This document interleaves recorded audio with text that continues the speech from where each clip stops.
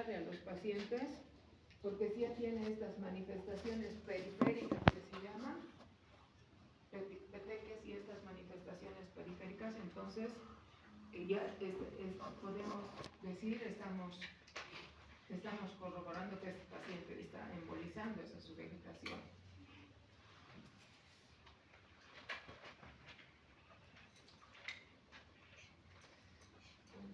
Entonces, en cuanto a las manifestaciones periféricas, podemos tener directamente por las embolias o también por las embolias de estos complejos autoinmunes, ¿no? Entonces, por ejemplo, hemorragias en astilla. Hemorragias en astilla.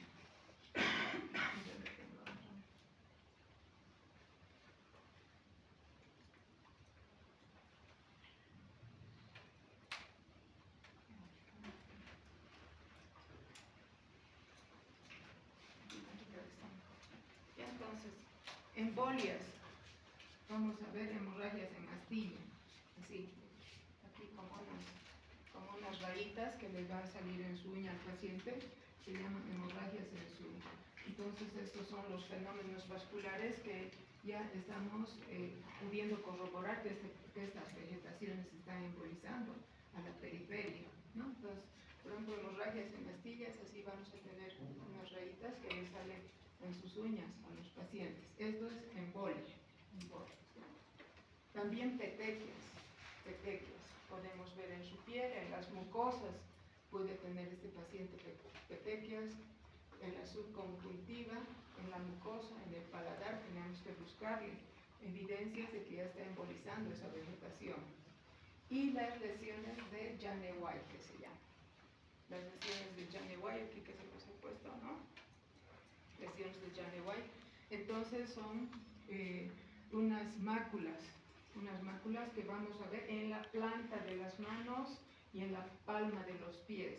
Entonces las lesiones de Janeway son máculas eritematosas pequeñas, no duelen, ¿ya? Entonces vamos a ver en la planta de las manos y en la palma de las manos y planta de los pies. Entonces estas lesiones eritematosas, ¿ya? Que son expresión de embolia del material séptico en sí mismo.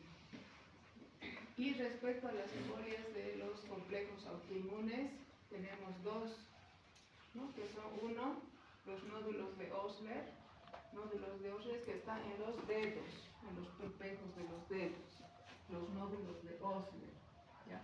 Y tienen la característica, como son nódulos, ustedes pueden palpar, no estas máculas, no estas solamente se van a ver, si ustedes tocan así no van a palpar la mácula, pero los nódulos de Osler, como su nombre indica, entonces ustedes van a poder palpar el nódulo de Osler y tiene la característica entonces de que son dolorosos, los nódulos de Osler son dolorosos, ¿ya? Y están entonces en los pulpejos de los dedos, ¿ya? Estos en las palmas o en la planta de los pies, estos en los pulpejos de los dedos. Ya entonces son depósitos, es decir que el organismo crea anticuerpos, esos anticuerpos reaccionan con los antígenos, ¿no? Que son los microorganismos, y genera inmunocomplejos que cuando se van a depositar a la periferia, a ese nivel se va a activar un proceso inflamatorio. Entonces estos fenómenos, estas características corresponden a esos depósitos de complejos inmunes. Y entonces los nódulos de Osler, que son dolorosos, pequeños, están situados en los pulpejos, en las yemas de los dedos, de las manos y de los pies. Y también podemos ver las manchas de Roth,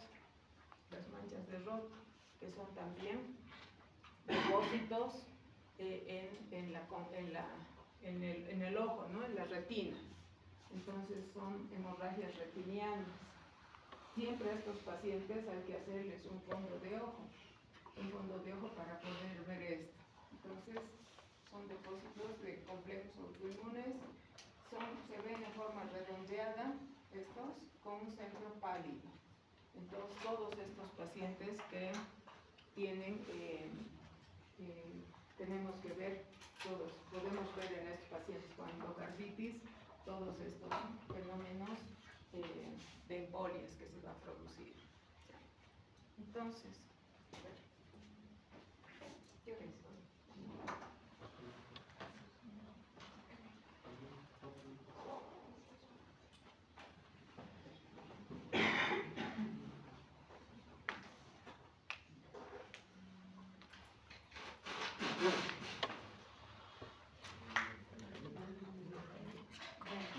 Entonces, la endocarditis entonces puede asentar en una válvula nativa,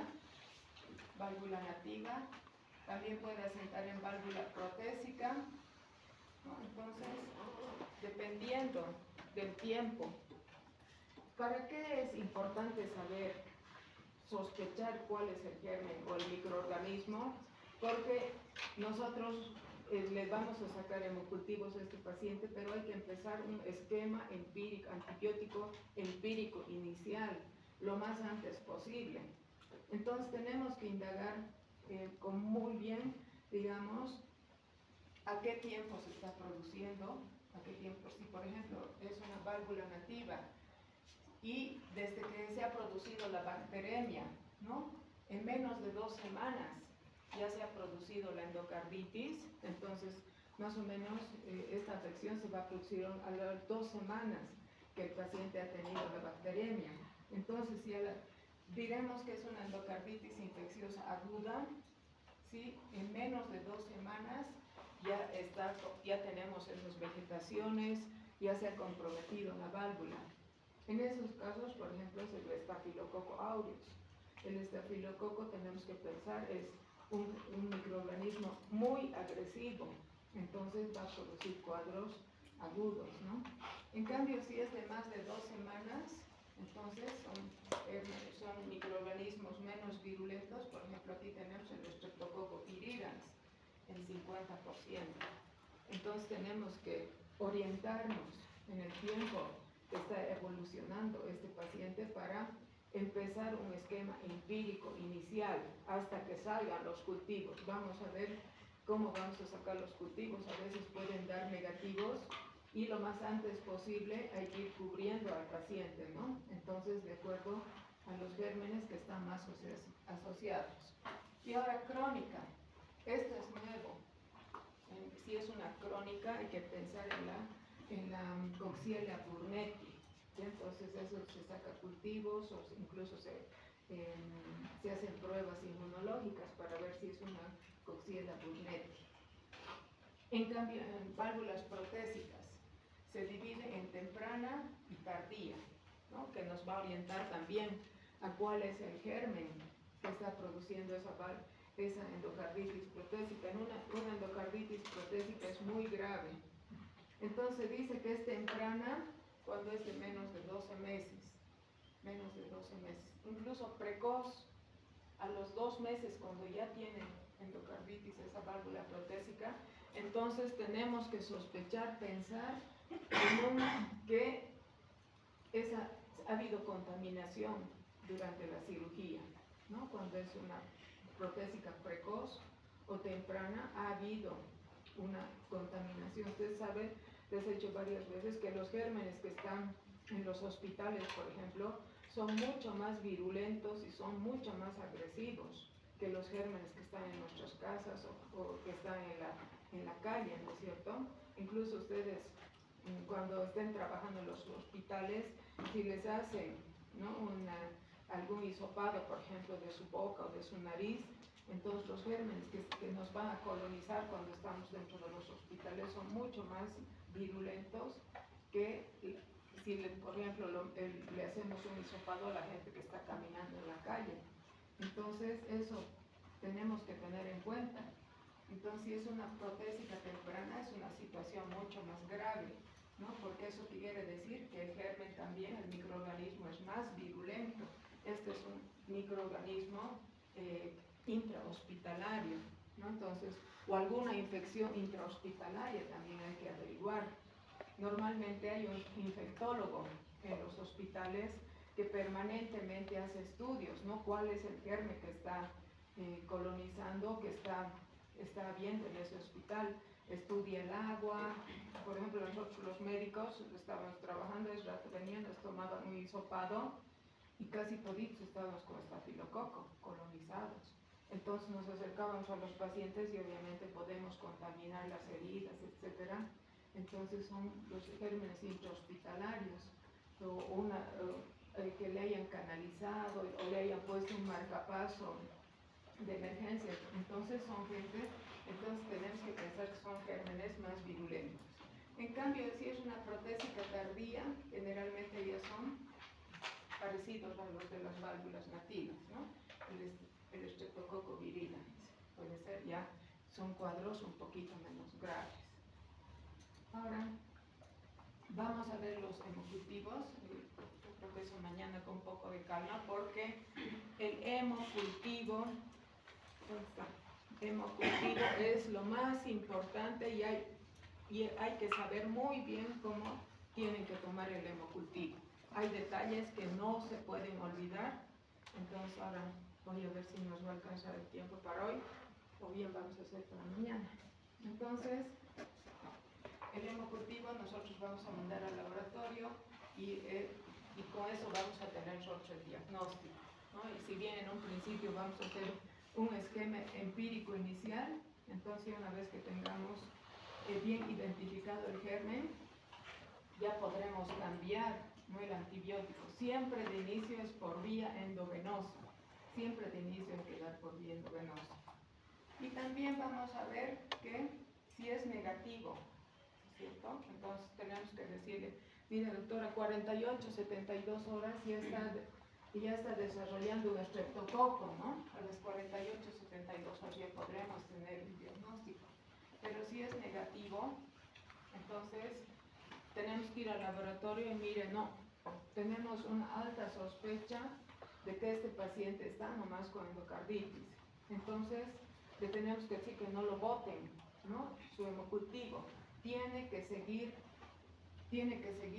cultivando hasta 21 días. Entonces, si es negativo, por ejemplo, hasta 21 días le tenemos que decir, no sabe qué, en la ecocardiografía hay vegetaciones, entonces, pero ha dado negativo, no, siga cultivando hasta 21 días, porque estos microorganismos del grupo ASEC, ¿no? ¿Han visto en bacteriología los del grupo ASEC?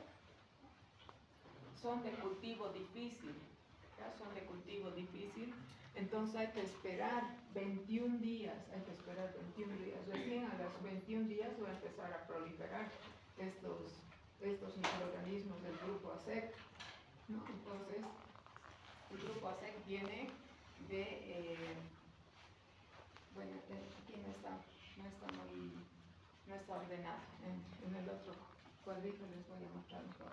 Entonces hay que decirle que tiene que seguir cultivando porque puede ser un microorganismo del grupo AC que son de cultivo difícil. Y también vamos a ver que hay que mandar a cultivo para hongos, ¿no? Bueno, ahora, cosas que hay que acordarnos. Por ejemplo, si sale un Streptococcus bovis, entonces pues un paciente de más de 70 años, entonces hay que hacer colonoscopía porque cuando sale en el cultivo que es un Streptococcus bovis hay que sospechar cáncer de recto, ¿ya? Si es el bovis que ha salido en el hemocultivo, entonces puede ser que en el mejor de los casos va a ser divertículos, en el peor de los casos va a ser un cáncer de recto. Entonces esto no puede pasar. Ustedes a partir de ahora ya tienen que incorporar a su memoria que si sale un Streptococcus bovis hay que investigar el recto, ¿ya? Porque ¿qué va a pasar? Por ejemplo, si se olvidan de este detalle ustedes, el paciente va a cirugía, le reemplazan la válvula y se va a volver a infectar, y eso puede ser un cuadro muy grave. Entonces, antes de que, si el cultivo del Streptococcus bovis, antes de eso hay que investigar muy bien el colon, descartar que no tenga ese paciente un cáncer de colon, o en paciente más de 70 años cáncer de próstata, por ejemplo, puede ser, ¿no? Está en esa localización el Streptococcus bovis. Y entonces colonoscopían a esos pacientes antes de decidir que el paciente vaya a cirugía para que no se vuelva a infectar si se han olvidado de estudiar eso. Entonces, si ha habido manipulación gastrointestinal, por ejemplo, o eso, por ejemplo, sí me han hecho una colonoscopía, dicen, ¿no? Paciente que no ha recibido profilaxis. Ya hemos hablado varias veces que la prevención en estos casos, este paciente antes de ir siquiera a cualquier al dentista, etcétera, tiene que avisarle a su médico, sabe que me van a hacer tal vez un legrado, ¿no es cierto? Me van a hacer una cistoscopía o una colonoscopía me van a hacer. Entonces, si no ha tenido, digamos, el cuidado, entonces en este caso tenemos que sospechar que sea un enterococo, ¿ya? Y el enterococo, como les he dicho al principio, puede lesionar una válvula completamente normal. No necesita tener una válvula enferma para lesionar. Ya, entonces los usuarios de drogas, ¿no? El estafilococo aureus, que tenemos que sospechar. Entonces todo este pequeño esquema nos sirve para ir orientándonos con el esquema empírico inicial que nosotros vamos a utilizar.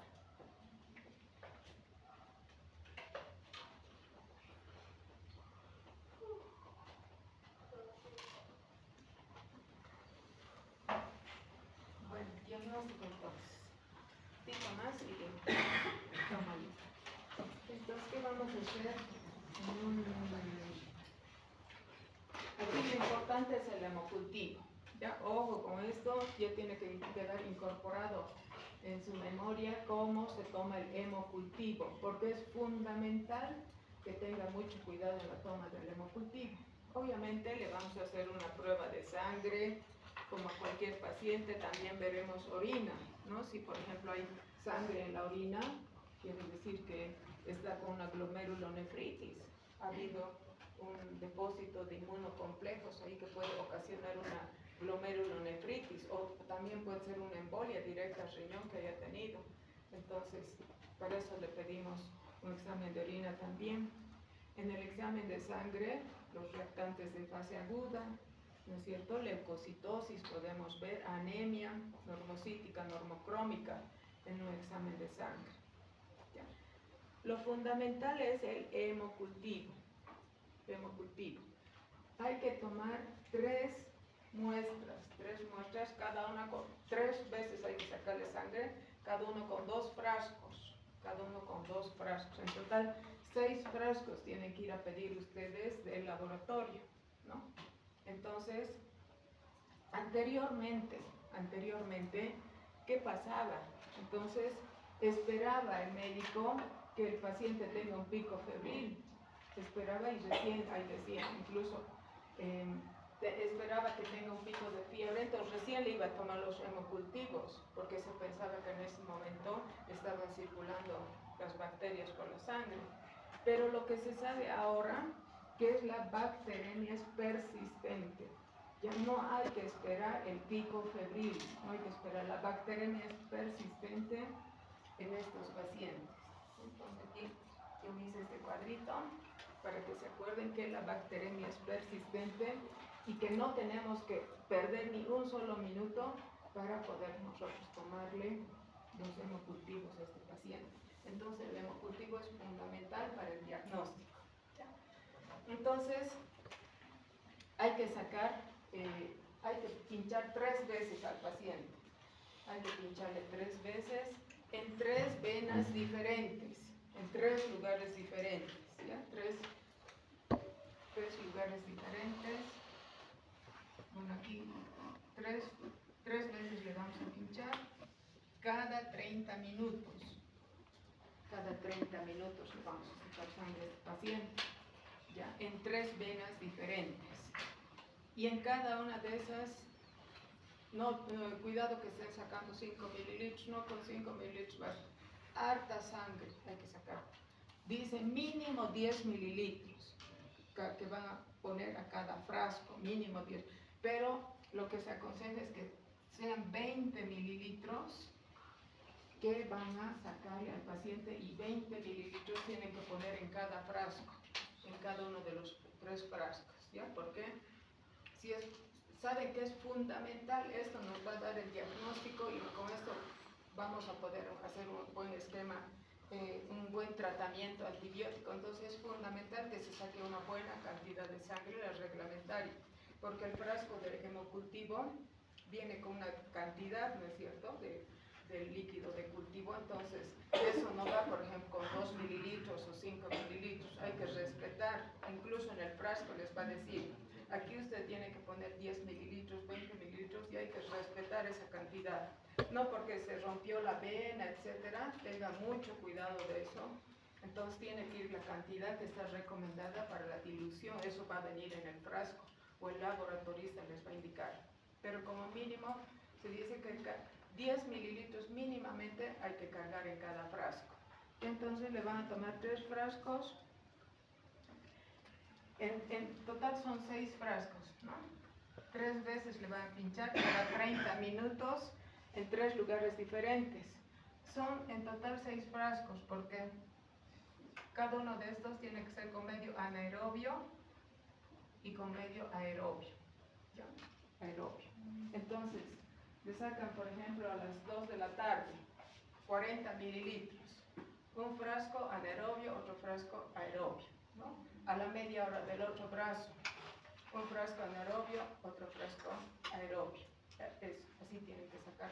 Entonces la muestra es lo que se aconseja, ¿no? Porque es fundamental que nosotros podamos tener una buena muestra de sangre para poder hacer un buen diagnóstico, ¿ya? Y también, si sospechan que es un hongo, entonces también tienen que ir al laboratorio y decir, ¿sabe qué?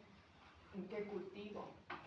¿Qué voy a hacer? ¿Cómo voy a obtener el cultivo? Estamos sospechando que sea para hongo, ¿no? Los hongos dan vegetaciones grandes. Entonces, si por ejemplo le han hecho una ecocardiografía y les dicen, ¿no? Hay una masa móvil que tiene por lo menos unos 2 centímetros de largo, hay que sospechar que ese es un hongo. La vegetación son muy grandes los hongos. Entonces eso también hay que prever.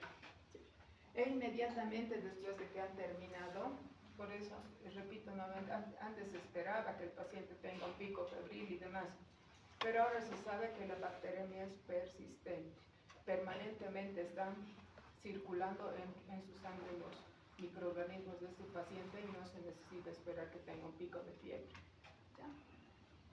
En algunas, vamos a ver, le haremos una velocidad PCR, ¿no?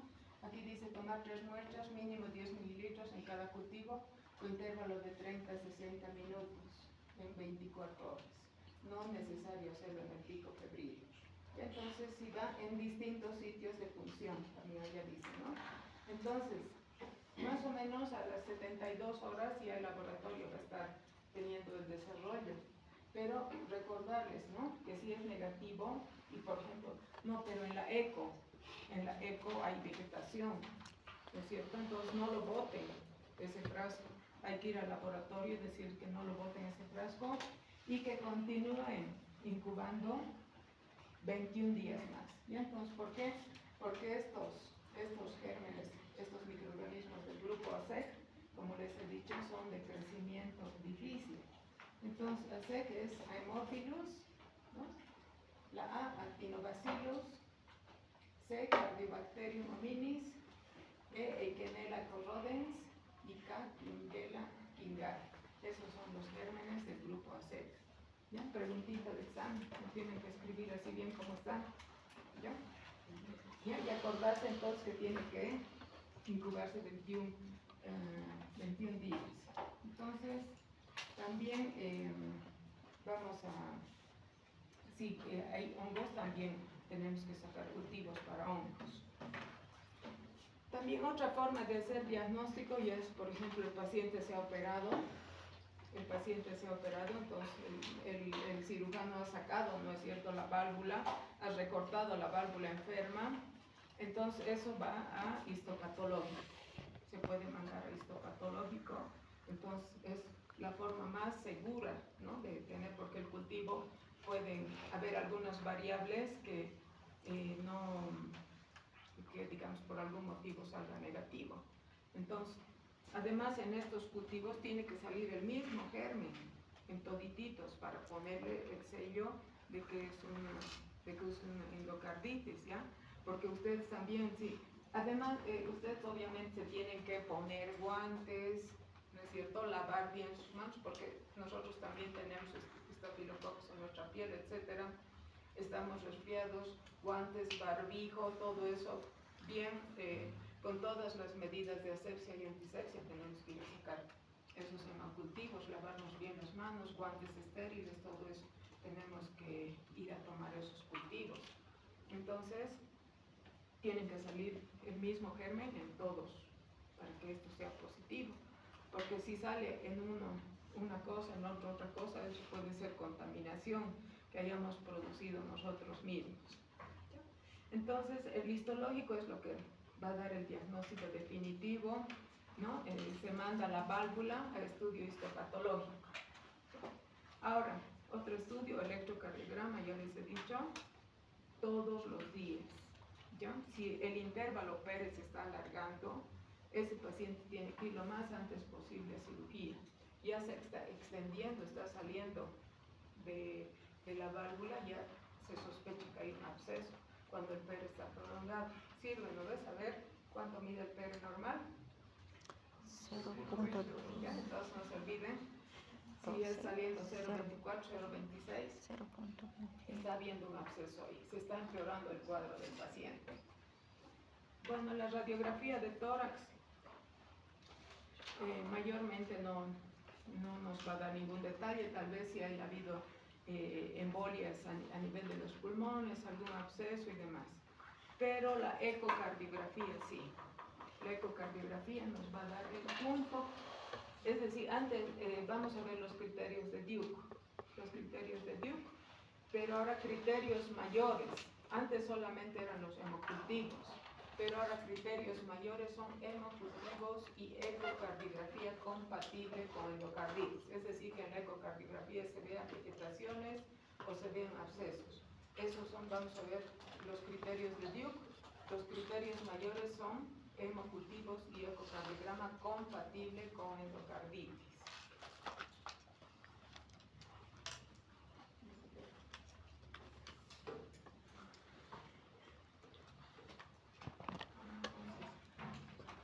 Ecocardiografía. Generalmente se hace un ecocardiograma transesofágico, ¿no? Porque en la ecocardiografía transtorácica a veces son pacientes que no tienen muy buena ventana, etcétera. Ustedes saben, haciendo ecocardiografía transesofágica, el ultrasonido tiene que pasar la piel, si es una persona obesa, tiene que pasar el pulmón, tiene que pasar las costillas, etcétera, y a veces pueden moverse bien las vegetaciones. Entonces, hay que ir a lo seguro, ¿no? De preferencia, hay que ir directamente a ecocardiografía transesofágica. Es como hacer una endoscopía, ¿no? Pero el transductor se introduce hasta el esófago y ahí está a pocos milímetros, está detrás del corazón. Entonces, ustedes saben que es un cuadro grave, No tenemos que estar perdiendo nuestro tiempo haciéndole un transtorácico. A veces tienen buena ventana, estos pacientes están tan flaquitos que se ve muy bien, ¿no? Porque es un estudio caro, a veces hay que sedarle al paciente y además es relativamente invasivo este estudio. Pero es lo mejor porque así no nos vamos a equivocar, porque en estos pacientes también los minutos cuentan, ¿no es cierto? Se puede incendiar ese paciente, como quien dice, tiempo. Más o menos, entonces, esto es lo que se aconseja con ecocardiografía. Entonces, si le hacemos un transtorácico y no es concluyente, peor si es prótesis mecánica. El problema es que en el transtorácico, si tiene este paciente una prótesis valvular, el metal brilla mucho. Y atrás no se ve nada, hay como una sombra acústica atrás, y como el metal brilla mucho, no se pueden moverse las vegetaciones. Entonces, si es un paciente, por ejemplo, prótesis es lo más grave, ¿no es cierto? Entonces, a veces no se ve, entonces si es en el transtorácico no se ha visto, no es concluyente, peor si es endocarditis de prótesis directa, ecotransesofágica. ¿Ya? Ecotransesofágica. Si es negativo, entonces hay baja sospecha clínica, por ejemplo, le encontramos una infección urinaria a este paciente, entonces le podemos dar de alta. Si sigue la alta sospecha clínica, no le pasa la fiebre, aparecen petequias, por ejemplo, entonces ecotransesofágica. Ya si es negativo y hay baja sospecha clínica, entonces si estamos descartando, el paciente se podrá ir, tal vez los hemocultivos serán negativos. Si es negativo, pero hay alta sospecha clínica, hay que volver a repetir las ecocardiografías, porque la vegetación también tarda un tiempo, no va a crecer de un día para otro, puede tomar un tiempo. Es casi peor, a veces la gente va a la farmacia, estoy con fiebre y la farmacéutica le da algún antibiótico, una causa que los hemocultivos den negativos. Entonces tomó ya este paciente algún antibiótico, que sea claritromicina, citromicina. ¿Cuántas veces, no es cierto, van a la farmacia? Un antiviral ya le está dando la farmacéutica. Dios mío, yo le estaba dando un antiviral para, creo que era un hongo que estaba preguntando al señor, yo me he callado, no sé, que ella verá, que viene aquí a consultar a la farmacéutica en vez de ir al hospital. Yo mejor me callo y me voy, que hagan lo que la farmacéutica se responsabilizará, ¿no es cierto? Darle creo que era un hongo o un virus y le estaba dando para hongo, para virus, no me acuerdo. Yo me he escapado de eso rato. Bien, entonces si sigue la sospecha clínica hay que repetir en 7-10 días, ¿ya? Porque toma tiempo que desarrolle una vegetación también. Y si es positivo, ya empezaremos con el tratamiento. ¿Ya? Entonces, hemocultivos y ecocardiografía, vamos a ver que son criterios mayores de endocarditis.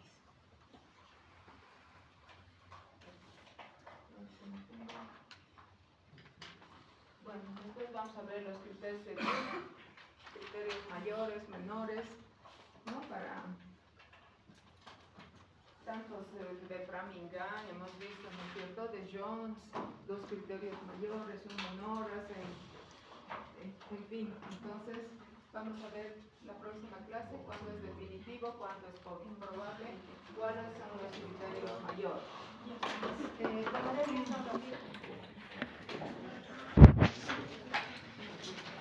¿A qué hora son? ¿A las 6? ¿A qué hora son? A las 6.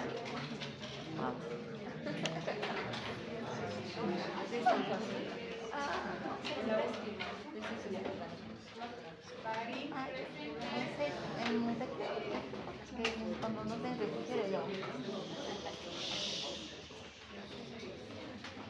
Hoy día también va a valer 2 puntos, ¿no?